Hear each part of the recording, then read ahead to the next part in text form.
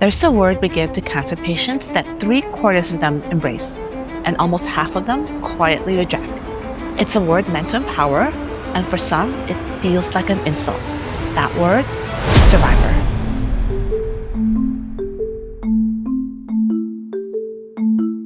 Welcome to the Colorectal Cancer Outcomes Research channel.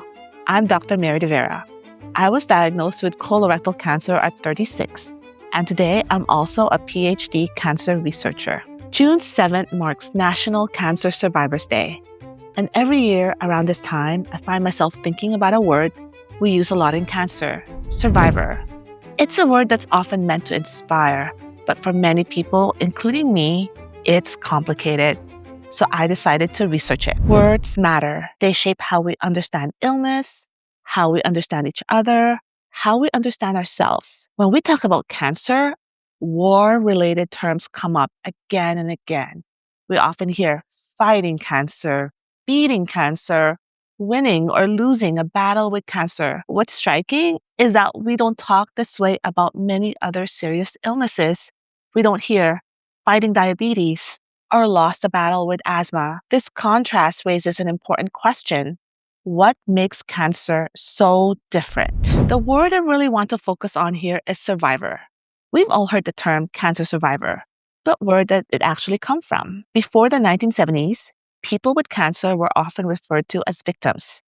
The word survivor was usually reserved for family members left behind after someone died. But in the 1970s and 1980s, as cancer treatments began to improve, the medical community started using time-based definitions, often calling someone a survivor if they remained disease-free for 5 years. The modern definition really took shape in 1985 when physician and writer Dr. Fitzhugh Mullen published an essay called Seasons of Survival in the New England Journal of Medicine. Like me, he lived in two worlds, as a cancer patient and as a doctor. Dr. Mullen wrote that survivorship begins at diagnosis and continues for the rest of a person's life, not just surviving cancer, but surviving diagnosis, treatment, and everything that comes with it. Since then, the word survivor has become part of the cancer vocabulary. But that was over 40 years ago. One of the reasons the word survivor feels complicated today is because cancer has changed. Cancer treatments haven't just improved, they've expanded. With these advances, we're seeing better cure rates for some cancers and longer survival across many stages. In some cases, cancers can now be controlled or managed for long periods of time, sometimes years.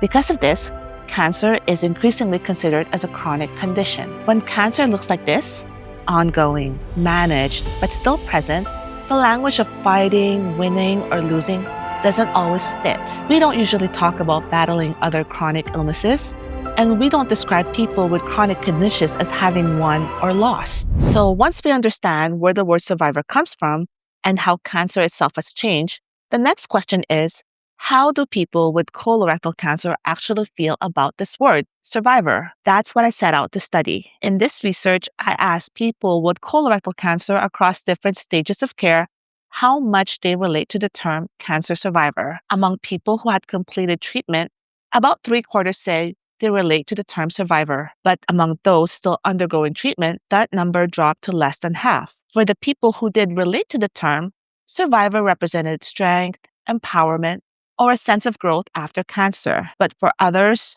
the word didn't fit. They felt uncomfortable with it. They felt it didn't reflect ongoing treatment, uncertainty, or long-term impacts. And some even shared that the term felt disrespectful to people still undergoing treatment or those who had died from cancer. Others felt that the word survivor suggested a kind of victory that didn't match the physical and emotional realities they were still living with. I'll be honest, I don't use the word survivor for myself. Cancer doesn't feel like something I beat or left behind. It's something I've lived through and still live with. I tend to use the word patient because even though I'm not receiving cancer treatment right now, I'm still receiving care for things that happen because of cancer and its treatment and their side effects. At the same time, I do use the term survivorship, particularly in my research. Survivorship is an established area of cancer research, and it's meant to capture what it's like to live with cancer over time, during treatment, after treatment, and long after care ends. If there's one thing I hope you take from this video, it's this. Language should make space, not force people into a story that doesn't fit. And sometimes, simply questioning the words we use is a way of showing care. On National Cancer Survivors Day, I hope we can move toward listening more closely to how people want to describe their own experiences and toward using language that supports rather than defines them. If this video was helpful, please like, subscribe, and share so this information can reach others who might need it.